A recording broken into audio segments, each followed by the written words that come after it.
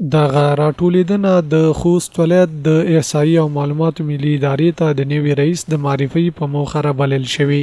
د نوي رئیس د معرفي په دغه راټولیدنه کې مرستیال والي د احصایې او معلوماتو ملي ادارې نوي رئیس ته ښه راغلاست ووایه او د نوي دندې مبارکي ورکړه. مرستیال والي د یاد ریاست له کارمندانو وغوښتل چې د ځورېدلي او کړېدلي خلکو ته نه ستړي کېدونکې هلې ځلې وکړي. ښاغلي قانت د یاد ریاست د مخکنی رئیس مولوي سیف الله حقانی د فعالیتونو ستاینه وکړه او زیاتولی چې په یو نظام کې عدلون بدلون یو اصل دی او باید چې د خپلو مشرانو حکم په ورین تندي ومنو.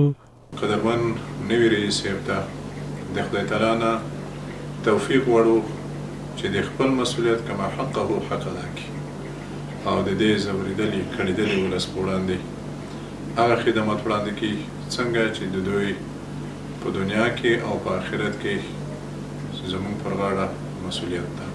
بل لور ته د یاد ریاست نوي رئیس وویل چې په اسلامي نظام کې اطاعت یو اصل ده چې د په ګډون به ټول مسؤلین ورته پوره متوجه ووسي.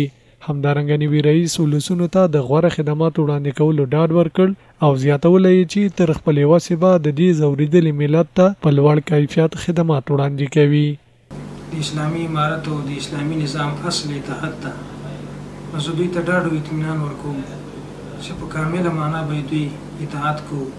هغه د مشرانو هدایت چې راځي هغه په خپل وخت سره کوم برامین چې راځي په خپل وخت سره به انشاءالله هغه عملي کېږي. د ریاست لپاره انشاءالله موږ نه ستړي کېدونکې هلې ځلې وکړو. باید یاد شي چې د احصایې او معلوماتو ملي اداره په ملي کچه د احصایوي ارقامو او معلوماتو راټولولو، ارزونې او خپرولو مسؤلیت پر غاړه لري او ملي او نړیوال سازمانونه د سروېګانو پایلې د خپلو پالیسیو او پروګرامونو په طرحه کولو کې کاروي.